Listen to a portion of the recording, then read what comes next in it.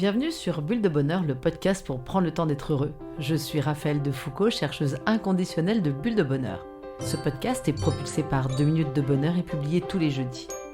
Alors si le bonheur passait par nos liens avec ceux qui n'ont pas notre âge, si je vous disais que passer du temps avec un enfant ou avec un aîné pourrait allonger votre espérance de vie, pourrait renforcer votre estime de vous-même et même réduire vos douleurs.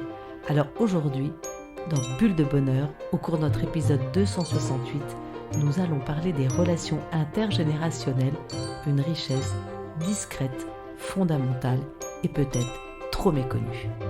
Alors du coup me revient en mémoire le témoignage de Charlotte qui à la campagne joue avec sa fille un jour de pluie. Et elle décide de piocher une carte de 2 minutes de bonheur ensemble, qui dit « Je décris un moment qui m'a rendu fière ». Et là, sa mère, donc la grand-mère, s'est mise à raconter la première fois où elle a conduit seule, juste après son permis, elle avait 22 ans. Au volant de sa 4L bleu ciel, elle essayait d'aller le plus vite possible. Elle se sentait pour la première fois vraiment libre, raconte-t-elle. Sa fille, donc la petite fille, a ouvert des yeux immenses. Elle n'avait pas imaginé sa grand-mère si intrépide. Alors, et vous avez envie d'en savoir plus sur vos grands-parents ? Alors n'hésitez pas à leur offrir un jeu 2 minutes de bonheur ensemble, dispo sur notre site 2minutesdebonheur.com. Oh là là, mais qu'est-ce que ça me chicote! Comme j'ai aimé être avec ma grand-mère. Elle m'a tant transmis et dans tous les domaines. En cuisine, par exemple, grâce à elle, je fais une sauce béchamel comme personne. Mais au fond, ce n'est pas sa recette que j'ai le plus retenue. C'est son art de l'accueil. Son sourire inébranlable, même quand nous étions 15 à courir, crier, mettre la maison sans dessus-dessous. Je me souviens aussi du jour de l'enterrement de mon grand-père. Ils avaient passé plus de 60 ans ensemble. Ce jour-là, elle était debout, digne, présente. Elle accueillait chacun, un mot, un merci, un regard pour tous. Je crois que j'ai autant admiré son courage que la délicatesse avec laquelle elle prenait soin des autres, même dans sa peine. Et puis, il y avait nos longues discussions au coin du feu, ces moments suspendus où, entre une bûche et une infusion, chaque génération racontait son quotidien, ses tracas, ses rêves. Chacun écoutait, chacun prenait. Il n'y avait ni vieux ni jeunes, juste des humains qui se relient. Et là, ça me chicote. Pourquoi nous privons-nous de ces échanges-là ?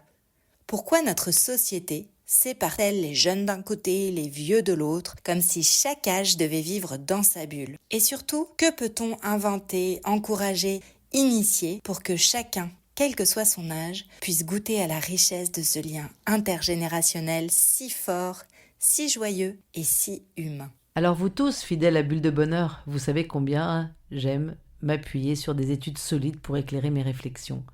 Alors il y en a une qui mérite plus que les autres et je ne cesse de la citer car les résultats de cette étude ont été un flash pour moi et cette étude est à l'origine de 2 minutes de bonheur. C'est l'étude d'Harvard. Vous savez, la plus ancienne jamais réalisée sur le bonheur et sur la santé. L'objectif de cette étude était de répondre à une question simple et essentielle. Qu'est-ce qui rend une vie heureuse ? Tout a commencé en 1938. À l'époque, les chercheurs décident de suivre 268 étudiants de Harvard, tous des hommes, de la promotion 1939 à 1944. L'idée ?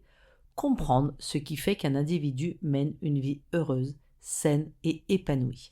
Pour élargir la perspective, les scientifiques décident aussi d'inclure un second groupe, 456 jeunes hommes issus des quartiers pauvres de Boston, suivis dans le cadre d'un programme social. Tous ces hommes ont été interrogés tous les 2 ans tout au long de leur vie, et ce, jusqu'à aujourd'hui pour certains. Ils ont examiné leur santé physique et mentale, leur travail, leurs relations, leurs habitudes, leurs peines, leurs réussites. Figurez-vous que l'un des étudiants d'Harvard était tout simplement J.F. Kennedy, qui allait devenir président des États-Unis.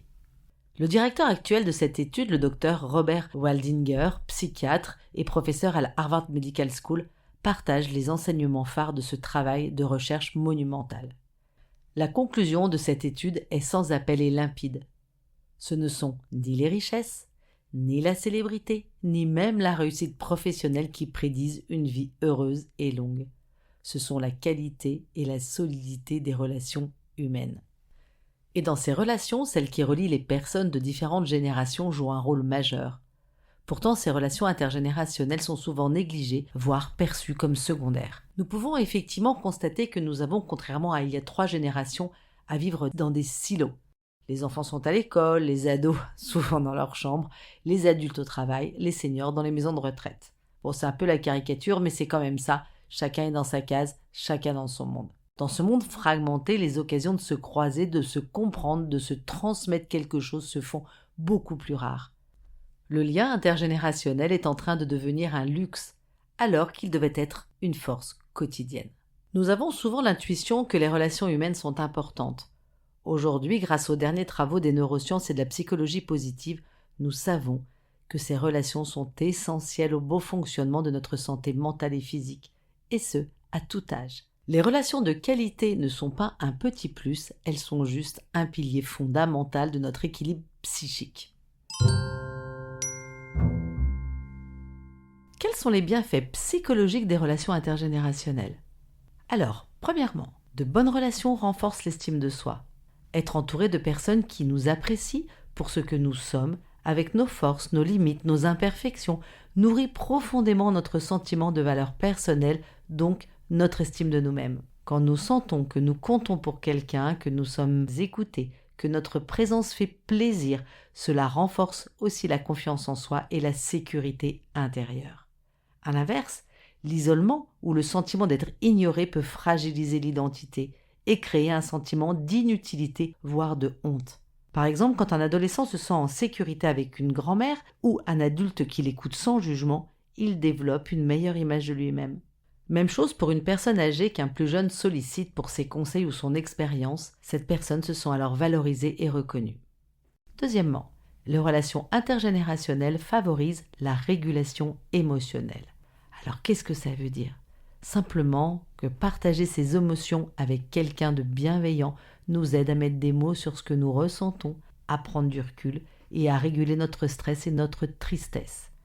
C'est ce que nous appelons en psychologie la capitalisation émotionnelle. Quand nous racontons une joie ou une peine à quelqu'un qui nous écoute vraiment, l'émotion est renforcée positivement dans le cas de la joie ou allégée dans le cas d'une souffrance. Des études, notamment celle de Shelley Gable à l'Université de Californie, ont montré que la qualité de la réaction de l'autre face à un événement que nous partageons a un impact direct sur notre niveau de bonheur. Donc, un ado qui raconte son match de foot raté à un oncle qui le félicite quand même pour sa combativité va intégrer une lecture plus constructive de l'échec. D'ailleurs, une étude australienne de 2017 a révélé que les adolescents qui avaient des liens réguliers avec leurs grands-parents présentaient moins de symptômes de dépression. Troisième bienfait, les relations intergénérationnelles nous aident à faire face aux épreuves. Les relations de qualité sont un facteur majeur de résilience psychologique. Elles permettent de traverser les tempêtes sans se sentir seul au monde. Avoir quelqu'un à qui parler, quelqu'un qui nous soutient ou nous comprend, augmente notre sentiment d'exister, diminue l'angoisse liée à l'incertitude et réduit les ruminations. Un article publié dans Psychological Science montre que la simple présence physique d'un proche lors d'un moment difficile réduit le niveau cortisol, vous vous rappelez, notre hormone du stress ? Prenons l'exemple d'un jeune adulte qui partage son anxiété professionnelle avec son grand-père qui a vécu des périodes de doute lui aussi, se sent moins seul et repart plus confiant. Quatrième bienfait, les relations intergénérationnelles stimulent la joie. Les relations de qualité sont aussi de formidables boosters d'énergie. Elles offrent des occasions régulières de rire, de jouer, d'explorer, de créer ensemble. Ces moments partagés libèrent de la dopamine et de la sérotonine, deux neurotransmetteurs associés au plaisir, à la motivation et à la bonne humeur. Et comme le cerveau aime ce qui le fait se sentir bien, il nous encourage à recommencer. Je vous renvoie à notre épisode 128 sur les mécanismes primaires du cerveau. Et puis, une séance de jeu entre générations, une quart de 2 minutes de bonheur ensemble, un Scrabble entre une grand-mère et son petit-fils, un karaoké improvisé en famille crée une atmosphère joyeuse dont vous risquez de vous souvenir longtemps. Cinquième bienfait, les relations intergénérationnelles donnent du sens à notre vie. La psychologie positive parle de relations significatives, celles qui ne sont pas seulement agréables, mais qui nous relient à quelque chose de plus grand que nous. Elles nous permettent de nous sentir utiles, de contribuer au bien-être d'un autre, d'exister dans le regard de quelqu'un. Ce sentiment d'être en lien profond avec une autre personne donne du sens à notre quotidien. Il est même l'un des 5 piliers du bien-être durable dans le modèle PERMA de Martin Seligman. Donc je vous rappelle le modèle PERMA dont j'ai parlé dans l'épisode 240, P comme Positive Emotion, E comme engagement, R comme relationships ou relations, M comme meaning, donc le sens en anglais, accomplishment, accomplissement, pour le A. Prenons l'exemple d'un bénévole qui rend visite chaque semaine à une personne âgée seule. Pour elle, il est un rayon de soleil. Pour lui, c'est une mission qui donne un sens à son quotidien rythmé métro, boulot, dodo. Pour finir, les bienfaits psychologiques, je dirais que les relations de qualité sont loin d'être un luxe. Elles sont un levier de développement psychologique majeur. Elles nous apaisent, nous élèvent, nous rendent plus forts face aux défis de la vie. Certes, ces bienfaits de bonnes relations sociales sont les mêmes pour toutes les relations, qu'elles soient amicales, professionnelles, familiales et même amoureuses. Cependant, dans un cadre intergénérationnel, elles gagnent encore en richesse car elles nous obligent à sortir de notre cadre, à accueillir d'autres rythmes, d'autres histoires, d'autres manières d'aimer, et tout ça sans performance. Et en fait, ça nous transforme profondément. Quels sont les effets physiologiques des relations humaines de qualité ? En fait, le lien soigne le corps. Nos liens sociaux ne touchent pas seulement notre cœur, nos émotions, ils touchent aussi notre corps. Les relations de qualité, celles qui sont nourries de confiance, d'attention, de réciprocité, ont un impact direct sur notre santé physique, à tel point que certains chercheurs parlent du lien social comme d'un facteur de longévité aussi puissant que l'alimentation ou l'exercice physique. Alors, premiers effets physiologiques. Le lien social apaise. Quand nous sommes en relation sécurisante, c'est-à-dire lorsque nous sommes avec quelqu'un en qui nous avons confiance, qui nous écoute sans nous juger, notre système nerveux parasympathique s'active. C'est le système de repos, de récupération et de réparation du corps. À l'inverse du système sympathique, celui qui déclenche le stress et la fuite. Le parasympathique calme, régule, reconstruit. Je vous renvoie dans notre épisode 262 sur l'autonomie affective. La clé de ce mécanisme se trouve dans un nerf un peu magique qui s'appelle le nerf vague. Ce nerf relie le cerveau à des organes essentiels, le cœur, les poumons, les intestins. Quand nous sommes dans une relation apaisante, ce nerf vague transmet à tout le corps le message « T'es en sécurité, tu peux relâcher la tension, tu peux être tranquille et cool ». Lorsqu'un enfant pleure et qu'un adulte le prend dans ses bras et lui parle doucement, le système vagal s'active. Sa respiration ralentit, son rythme cardiaque diminue, sa digestion reprend.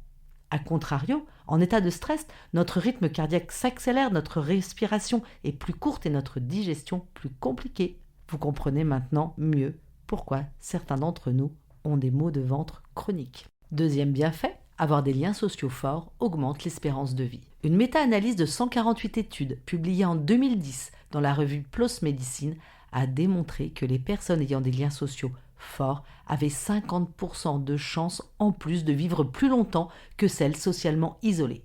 L'ocytocine, souvent appelée l'hormone du lien, est libérée dans le corps à chaque fois que nous vivons un moment agréable en compagnie d'amis, de famille, d'un amoureux, une étreinte, un regard doux, une parole bienveillante, un geste de soin, un moment de jeu ou un rire partagé et hop, c'est parti, l'ocytocine se déclenche. Il suffit de 20 secondes. L'ocytocine a des effets puissants. Elle abaisse la pression artérielle, elle réduit l'anxiété, elle diminue l'inflammation et elle stimule le système immunitaire.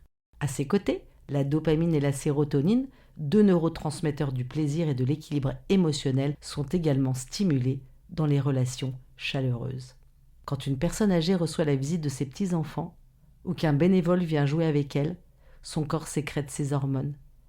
Elle a moins mal, digère mieux, dort plus facilement et ce n'est pas dans la tête, c'est simplement chimique. Troisième bienfait, le lien social protège contre les maladies. Alors toujours, cette méta-analyse publiée dans la revue PLOS Medicine a révélé que le manque de relations sociales augmente de 29% le risque de mortalité prématurée, toutes causes confondues. C'est comparable au fait de fumer 15 cigarettes par jour. Le lien social agit donc comme un facteur de protection contre les maladies cardiovasculaires, les troubles du sommeil, le diabète, les maladies inflammatoires chroniques. Le lien social améliore également la guérison après une chirurgie, la tolérance à la douleur et la régulation hormonale. Tout ça est amélioré. D'ailleurs, une étude menée à Pittsburgh a montré que les femmes atteintes de cancer du sein et bénéficiant d'un bon soutien social avaient un taux de survie nettement supérieur à celles qui sont isolées. Quatrième et dernier bienfait, les liens intergénérationnels empêchent le déclin cognitif. Tous ces échanges intergénérationnels mobilisent plusieurs zones clés du cerveau. Le cortex préfrontal, lié à l'attention, à l'écoute, à la mémoire, l'hippocampe lié à l'apprentissage et à la navigation dans les souvenirs et le système limbique lié aux émotions. Ainsi, les relations intergénérationnelles protègent le cerveau du déclin cognitif et contribuent à maintenir une bonne plasticité neuronale, c'est-à-dire la capacité du cerveau à créer de nouvelles connexions. Et rappelez-vous, ça dure toute la vie. D'ailleurs, une étude menée par l'Experience Corps Programme aux États-Unis a montré que des retraités engagés régulièrement dans des activités de tutorat avec des enfants amélioraient leur fonction exécutive et leur mémoire tout en diminuant leur risque de dépression. En fait, le lien social est un médicament naturel, sans effet secondaire. On se le procure sans ordonnance. Il est à consommer à volonté et sans modération. Allez, je change de regard. Alors, si ce lien entre générations est si puissant, comment lui redonner la place qu'il mérite ? Et si nous osions changer de regard sur les différences d'âge, non plus comme des obstacles, mais comme des opportunités d'enrichissement mutuel ?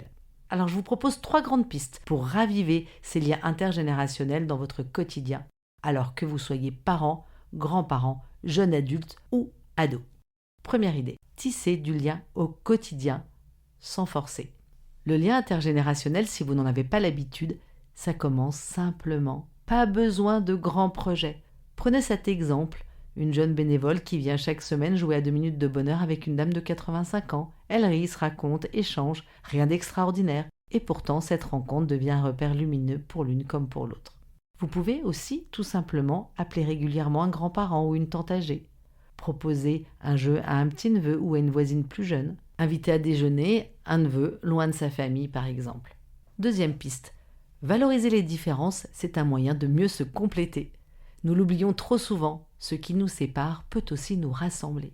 Un ado peut apprendre la patience grâce à une grand-mère. Un senior peut redécouvrir la joie de rire avec un enfant. Un adulte peut s'ouvrir à d'autres manières de penser en écoutant un ado parler de ses passions ou de ses peurs.